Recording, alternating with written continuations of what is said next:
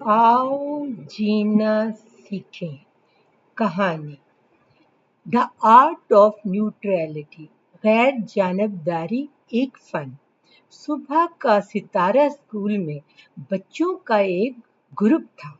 वो अपनी दोस्ती की बिना पर बहुत मशहूर था, लेकिन कई सालों की दोस्ती के बाद उनमें झगड़ा होने लगा। वजह ये थी कि हर बच्चा चाहता था कि उसकी राय मुकद्दम जानी जाए और उस पर अमल भी किया जाए।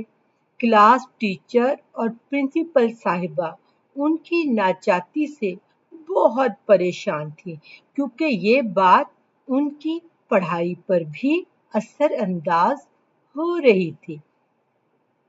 प्रिंसिपल साहिबा ने जमात टीचर मिस बुशरा को मशवरा दिया कि इन बच्चों को किसी दिन स्कूल टाइम के बाद मिस अमारा के पास भेजा जाए, जो कि उनके स्कूल की पुरानी टीचर थीं और अब रिटायर्ड हो चुकी थी। मिस बुशरा ने इस बात से इत्तफाक किया। प्रिंसिपल साहिबा ने बच्चों को ऑफिस में तलब किया और उन्हें हफ्ते की शाम को मिस अमारा के घर जाने का कहा। मिस अमारा अपनी दानिशमंदी और इंसाफ पसंदी के लिए मशहूर थी। वो मुख्तलिफ आरा के लोगों में तनाज़ात हल कराने की अजीम सलाहियत भी रखती थी। वो एक ही मसले को कई तरह से देखने की मुनफरद खूबी भी रखती थी। उनकी इस सलाहियत ने नौजवान नस्ल के लातादाद तनाज़ात को हल करने में मदद की थी। यही वजह थी कि प्रिंसिपल साहिबा ने बच्चों के ग्रुप को उनसे रहनुमाई लेने का कहा, क्योंकि वो जानती थीं कि तनाज़ात नागुज़ीर हैं, लेकिन वो ये भी मानती हैं कि इन तमाम तनाज़ात को सही नुक्ता नज़र के साथ पुरअमन तरीके से हल किया जा सकता है। बच्चों का ग्रुप जब उनके घर पहुंचा तो उन्होंने निहायत तपाक से उन्हें खुशामदीद कहा। बच्चे उनके घर पहुंचकर भी आपस में कुछ नाराज नजर आते थे। उन्होंने थोड़ी देर में ही असल मामला भांप लिया।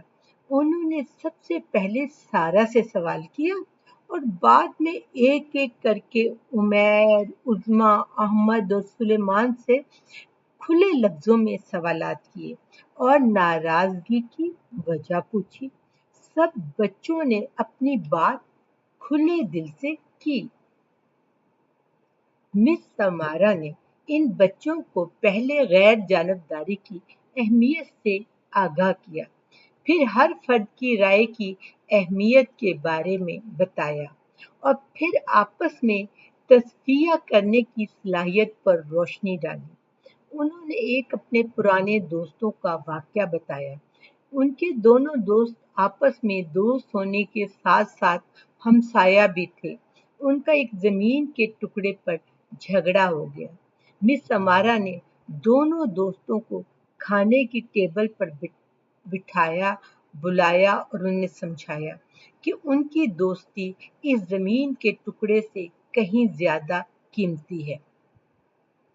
फिर मिस अमारा ने कहा, सालसी में कुछ वक्त जरूर लगता है, क्योंकि लोग फौरन मुत्तफिक नहीं होते, लेकिन उन्हें ठंडा होने, सोचने और चीजों को मुख्तलिफ नुक्ता नजर से देखने की जरूरत पड़ सकती है।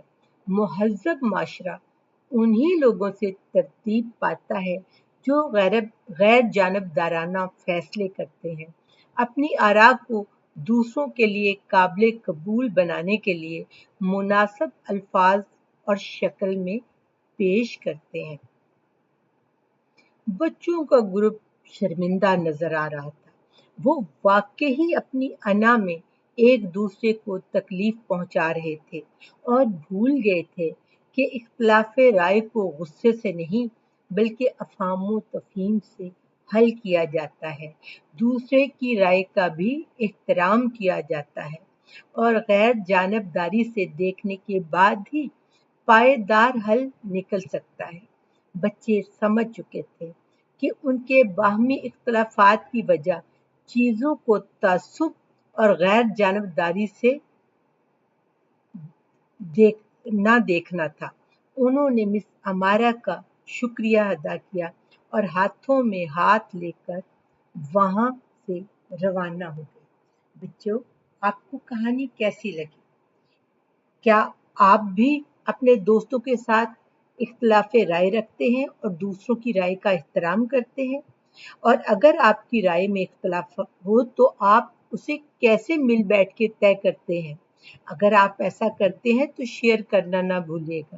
انشاءاللہ تعالی اگلے وینسڈے کو پھر ملیں گے ایک نئی کہانی کے ساتھ۔ تب تک کے لیے اللہ حافظ، بائے بائے، سو لانگ۔